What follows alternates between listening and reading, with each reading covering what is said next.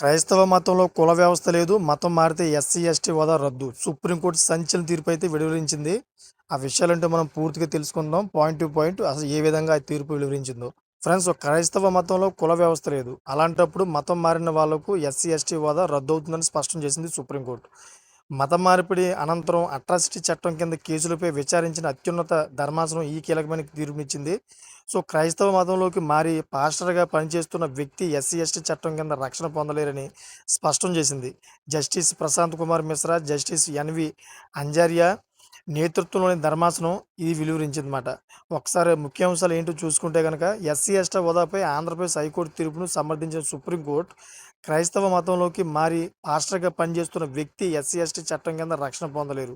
So కుల వ్యవస్థ క్రైస్తవ మతంలో లేదు. రాజ్యాంగం అంటే షెడ్యూల్ కులాలు అన్నమాట. ఆర్డర్ 1950 ప్రకారం హిందూ, సిక్కు, బౌద్ధ మతాలు తప్ప మరే మతంలో ఉన్నవారు ఎస్సీ సభ్యులు కాలేరు.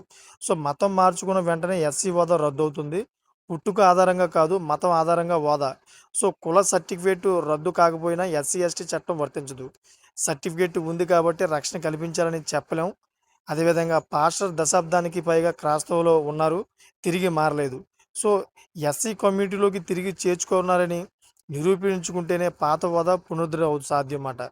సో ఆంధ్రప్రదేశ్ హైకోర్టు తీర్పులో ఏముందంటే క్రైస్తవ మతంలోకి మారిన వారికి ఎస్సీ హోదాపై సుప్రీంకోర్టు తీర్పుతో దేశవ్యాప్తంగా చర్చ మొదలైంది. గతంలో ఈ అంశంపై ఏపీ హైకోర్టు తీర్పును సుప్రీంకోర్టు సమర్థించింది. ఏపీ హైకోర్టు తీర్పు ఈ కింది విధంగా ఉందన్నమాట. క్రైస్తవులోకి మారిన తక్షణమే ఆ హోదా కోల్పోతారని, వారు ఎస్సీ ఎస్టీ చట్టంలోని నిబంధనల కింద రక్షణ పొందలేరని ఏపీ హైకోర్టు స్పష్టం చేసింది. క్రైస్తవ మతానికి కుల వ్యవస్థ దూరమని పేర్కొంది. చర్చిలో పాస్టర్గా సేవలు అందిస్తున్న వ్యక్తి ఇచ్చిన ఫిర్యాదు ఆధారంగా పిటిషన్లపై పోలీసులు ఎస్సీ ఎస్టీ చట్టంలోని సెక్షన్ల కింద కేసు నమోదు చేయడాన్ని తప్పుపట్టారు. ప్రస్తుత కేసులో ఫిర్యాదుదారు క్రైస్తవ మతంలోకి మారి గత 10 ఏళ్లుగా తాను పాస్టర్గా సేవలు అందిస్తున్నట్లు స్వయంగా పేర్కొన్నారని గుర్తు చేసింది. అధికారులు పునఃధృవీకరణ పత్రం ఇచ్చారనే కారణంగా చూపి మతం మారిన ఫిర్యాదుదారు ఆ చట్టం కింద రక్షణ పొందలేరని తెలిపింది.